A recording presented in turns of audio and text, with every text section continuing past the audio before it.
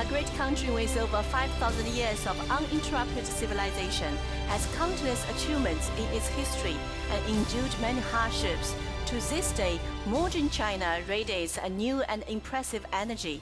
This past has not only fundamentally changed the fate of the Chinese nation, but also profoundly influenced the world. Let us decipher through culture the answers to the magical codes that lie behind this powerful vitality. Welcome to Chinese Practice with Chinese Wisdom. Today's cultural code we are going to decipher is selecting officials on the basis of merit.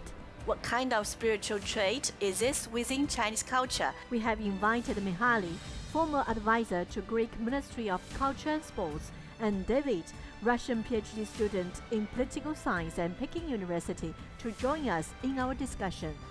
Mihaly, welcome. Take a seat. David, welcome. Nice to meet you again. Nice to meet you again.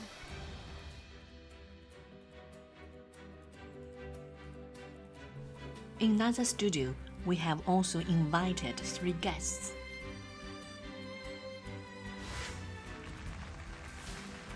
They're Professor Wang Bingling, Professor Shen Xiangping, and British sinologist Dr. Benjamin Coles. Over 100 young people from home and abroad are also present as our audience. Welcome to today's discussion. Before we start, let's watch a short video. I have been in some cities and I found that China will construct some central hall to commemorate the people they respect. You have Su Dongpu, you have Feng Zongyang. Those are people of moral rectitude. They have moral character. And Chinese people love them so much. They emphasize the moral values and also harmony. That just shows how important this figure is in Chinese history. In this short video about impression of Chinese people, the interviewees were talking about respecting the merits. It is closely connected to the concept in traditional Chinese culture, selecting officials on the basis of merit. First, let's see how we write it in Chinese.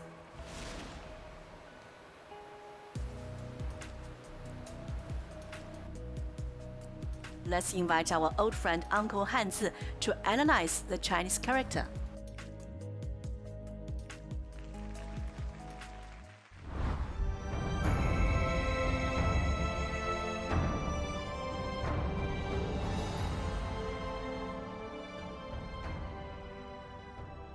Hello everyone, my name is Richard Sears. This is the character Xian. Its traditional form is written like this. This character first appeared as a bronze character. Bronze characters were a type of writing that ancient Chinese people inscribed on bronze artifacts. The bronze character Xian means merits and was written like this. Its upper left part refers to an eye, and the upper right part refers to a hand. The lower part is the Chinese character bei, meaning shell. Ancient Chinese people used shells as currency, so bei means value. The character Xian has bei in it, meaning a country with sages is like a family with wealth. The phrase Renren Weixian means selecting officials who are both virtuous and gifted. Thank you. So, Mihaly, do you know where this ancient Chinese phrase came from? I realized that to understand Chinese history, one cannot bypass the ancient Chinese classics. To trace the origins of the phrase selecting officials on their merits first appears in an ancient Chinese classic called Shangshu, or Classic of History, dating back to the 10th century BC. You bring us a book. I believe many people have heard of this book, and it has had a significant influence in the West as well. As early as in the 17th century, classic of history had a Latin translation. And from that, we got the English translation that was first published in 1848. The concept of selecting officials on the basis of merit is cited in a story from the classic of history. It's a very old story from the Shang dynasty. Do you know anything about this dynasty, David? I have visited the Yinshu, which means ruins of Yin, in Anyang, Henan province. And I know it dates back to over 3,000 years ago during the Shang dynasty. The bronze and jade artifacts that radiate the light of civilization, the oracle point inscriptions that record the lives of the Chinese people over 3,000 years ago, and the vast city ruins left me deeply impressed. That's right, David. Let's watch a reconstruction to get some background information. More than 3,500 years ago, a young king ascended to the throne. Unfortunately, this new king was very incompetent.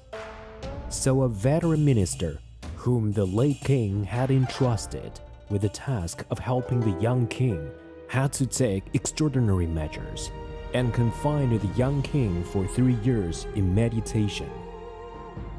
The 3 years of self-reflection transformed the new king. Seeing this situation, the veteran minister felt that he could return the state power to the young king with full confidence. Before leaving office, the veteran minister once again admonished the young king.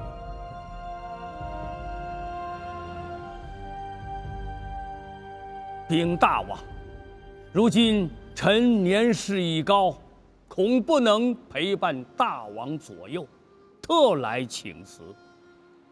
一饮，听孤一言，请留下来吧，大商需要你。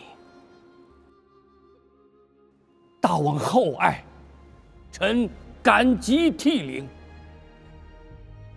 然臣已年老，既有此心，已无余力了。今四王心服绝命，唯心觉得，终始为一，实乃日新。任官为贤才，左右为其人。任官为贤才，左右为其人。任官为贤才，左右为其人。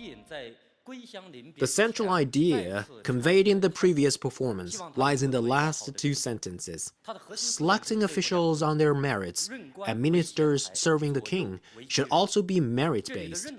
When we discuss the character 贤, meaning merits in the phrase 任人唯贤, it mainly includes two aspects. First, having virtues, and second, having talent. It prioritizes virtues, and this order is very important. The word 贤 is hard to translate into English, since there's not an exactly equivalent translation for the Chinese character 贤. Sometimes we use worthy, which emphasizes a person's value, or virtuous, meaning a person is kind, or also that they behave well. These are both slightly different from 贤, since that character describes both moral standards and personal capabilities. In traditional Chinese values, virtues must come before talent. When virtues and talent are combined, it forms a complete virtuous and talented individual. And this is the true meaning when we say merits. If a person possesses talent without virtues, they are likely to contribute to social development and may even cause harm to the society. Thank you. What do you think, Mihaly? In ancient China, the highest level of recognition for individual was their merits. Moreover, compared to talent, virtues were prioritized. This requirement is quite different from the Western approach. I'm aware that Europe's traditional selection of candidates was primarily done in noble families through people with titles, or what good families, as we say. Without noble titles, they were unlikely to be selected for a governing position. Yeah, I have another question. How exactly did China select the virtuous and talented people in ancient times? Speaking of this, let's go to visit Nanjing Imperial Examination Museum of China.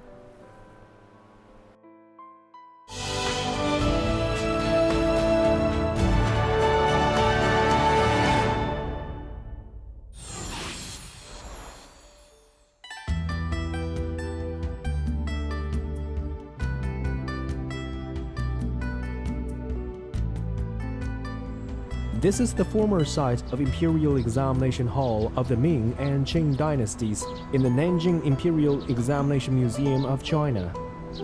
Hello, welcome to the Nanjing Imperial Examination Museum of China. At its peak, this site was able to accommodate more than 20,000 candidates to take exams simultaneously. This exam was held every 3 years and lasted 9 days and 6 nights each time.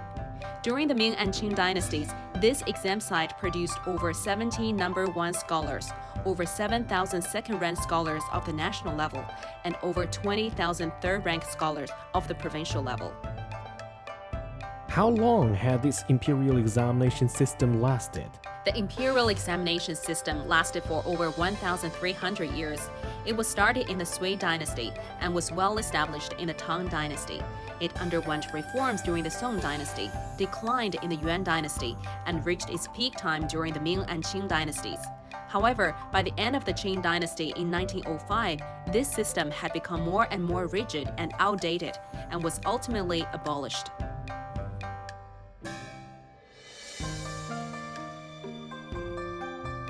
This building behind me is Ming Yuan Tower. It is the earliest existing examination hall in China. There was once a memorial archway on the left and right of Ming Yuan Tower respectively, on which were written the Chinese characters meaning through imperial exams, seeking talents for the country. These Chinese characters also explain the purpose of the imperial examinations throughout the dynasties.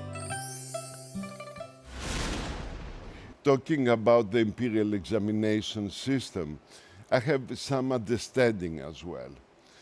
In the 18th century, China's imperial examination system was widely known among European intellectuals. Elites praised this system that had been running for over 1,000 years. Much later, the United Kingdom established a civil service examination system. There is clear historical evidence to suggest that it was inspired and influenced by the Chinese counterpart. In a certain sense, the imperial examination system can be referred to as China's fifth great invention. So what did the imperial examination system assess? Especially, how did it assess virtues, is the question. China's imperial examinations throughout various dynasties assessed both virtues and talent of the candidates. For example, in the Tang dynasty's imperial exams, they assessed whether the candidates possessed benevolent and virtuous thoughts, as well as whether they held the traits which were necessary for officials, such as being virtuous, loyal, and cautious. Even when compared within the scope of world ancient history, China's imperial examination system was undoubtedly a much fairer, more transparent, and more impartial system. That means that even an ordinary person in China had the chance to be selected to serve the country.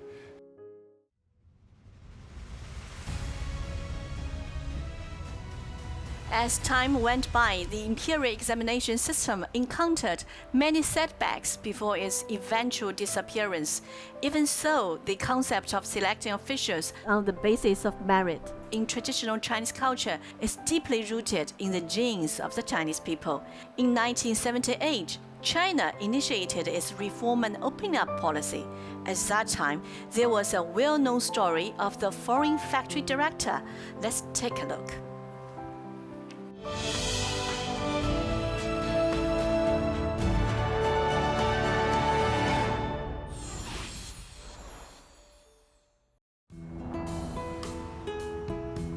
Our story happened in the old Wuhan diesel engine factory over 30 years ago.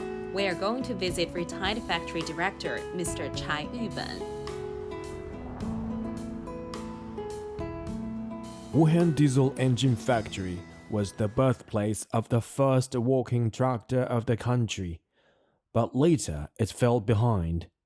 In 1983, Deng Xiaoping made a speech about recruiting international talents. Then Germany sent an expert advisory group to our factory, one of whom was Werner Gerich. After 3 months of investigation, Mr. Gerich discovered more than 100 problems and reported it to the Wuhan city-level management team. Considering his professionalism and great affection for China, the city decided to appoint him as the director of Wuhan diesel engine factory. What kind of changes do you think Mr. Gerich made since he arrived at the factory?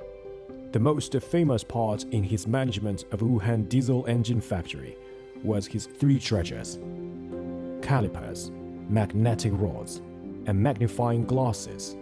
The biggest change was the improvement in the factory's casting quality pass rate. His legacy extends beyond the factory's production enhancements. It has also had a nationwide encouraging impact.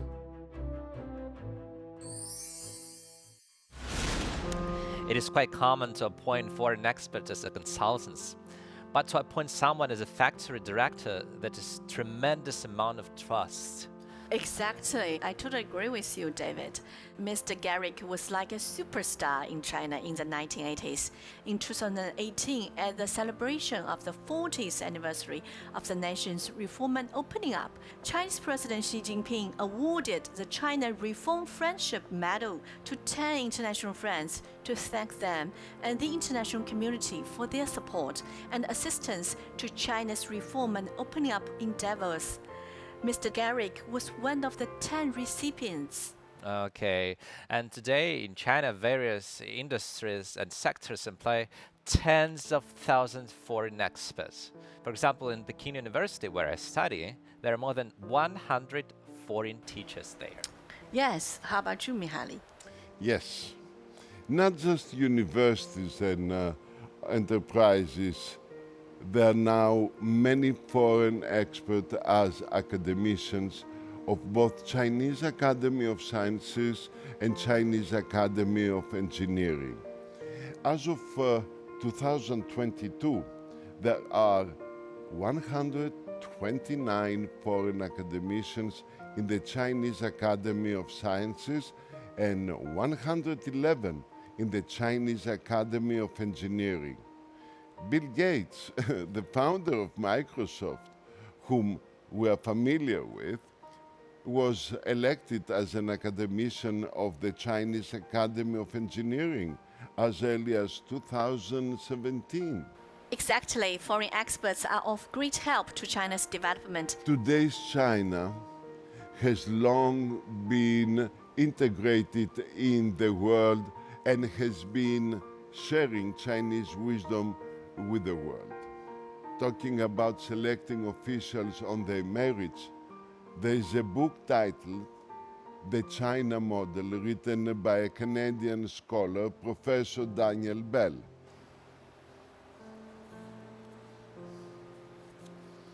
This book discusses China's contemporary meritocratic political system of selecting officials on their merits, and it insights the system offers to Western societies. Today, China's political system can be considered highly competitive. In this political system, individuals with aspirations and ambitions usually need to pass the fiercely competitive civil service examination to become government officials. Very well said, Mihaly. Thank you. Civil servants usually begin their careers at low-level positions in the government, and promotion would only be possible if they perform very well at their positions, plus passing more rigorous exams and assessments. It is strictly required that high-ranking officials must have had working experience in county level, city level, and provincial level governments, and undergo even more rigorous evaluations and assessments.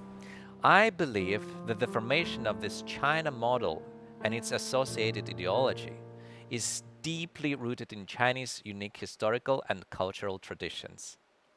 Its evolution relies on the intricate integration between the traditional principle of selecting officials on their merits and modern experiences. Exactly, David. Selecting officials on the basis of merit had different requirements in different historical periods.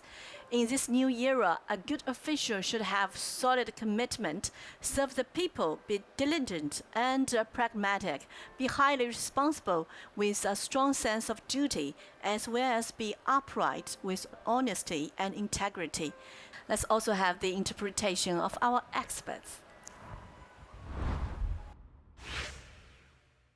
During the recommendation, review, and nomination process for the election of 20th Central Committee of the Communist Party of China and the 20th CPC Central Commission for Discipline Inspection, it was guaranteed that the CPC organizations oversee the process and that interviews and investigations are carried out in advance of nominations.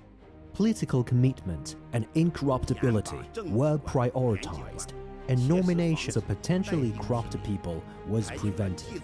Review of candidates was carried out both through interviews and by observing the person in action. This process guides the selection of officials in the new era. Selecting people on the basis of merit will ensure that many other virtuous and talented people follow suit. Looking at the historical evolution of the standard of good officials, we could always find the principles of selecting officials on the basis of merit and selecting officials on the basis of both integrity and ability. In China, what I've seen is that all Chinese people, including officials, are very busy and dedicated, especially the Communist Party officials. Besides the hard work and dedication, some of them have even sacrificed their lives. China's fast development over the past few years owes much to such extraordinary hard work and dedication. Many foreign people often wonder, why is China's executive ability so strong? Lifting nearly 100 million people out of poverty is a huge task, and the government has done as they promised. I know many officials from cities voluntarily applied to work or live in poverty-stricken areas and help to alleviate poverty there. They usually work in such areas for a number of years, and some of them even lost their lives there. So what do you think of the CPC's way of selecting officials on the basis of merit in the present day? To understand China, one first needs to understand the Communist Party of China and to have a good comprehension of the CPC's history and its governance logics. In recent years, more and more foreign scholars speak highly of the CPC's governance. Some international research institutes pay lots of attention to the CPC's official selection system and made it one of the key subjects in their research of the Communist Party of China construction.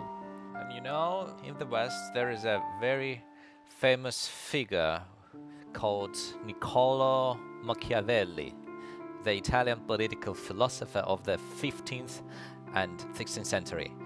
He claimed that politics should be separated from morality, which greatly influenced the political tradition of Western countries. And this is different from in China. The idea of selecting officials on their merits of modern China still emphasizes both morality and capabilities, with morality as the priority. So China has inherited its traditions that's thousands of years old. This is a common feature in the Chinese culture, I think. For a long time, Western academia, politics, and public opinions kept consistent believing that an election system based on one person, one vote, is the ideal, which is not necessarily true. China's political meritocracy-based way of selection has its deep historical roots, and it works better for a big country facing intricate political, social, and economic challenges. On a global scale, there may not be a single universal answer to how talent should be selected. The appropriate way to select talents depends on the size of the country, its political culture, history, and of course, national conditions. China's political meritocracy-based way of selection could also be one of the answers. Thank you so much, David and Mihaly. Thank you for your insights. The Chinese nation has a fine tradition of respecting and cherishing talents. Now we need to open a wider road for inviting talents worldwide than at any time in history. A more open policy for talents should be adopted. We shouldn't take into consideration the geographical difference while bringing talents, nor should we focus on returns while finding the talents. The talents should be able to make use of their advantages without any restriction. China's millennium-old tradition of selecting officials on the basis of merit and the CPC's contemporary practice will spread the seeds of Chinese wisdom through global development. So I'd like to invite both of you to affix the engraved seal to end today's program. Let's go.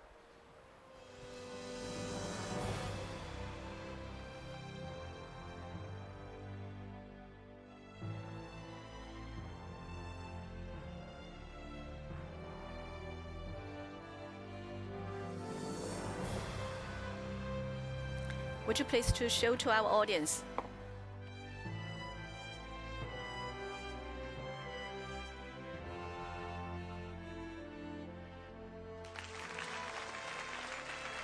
Thank you for watching today's episode of Chinese Practice with Chinese Wisdom. See you next time.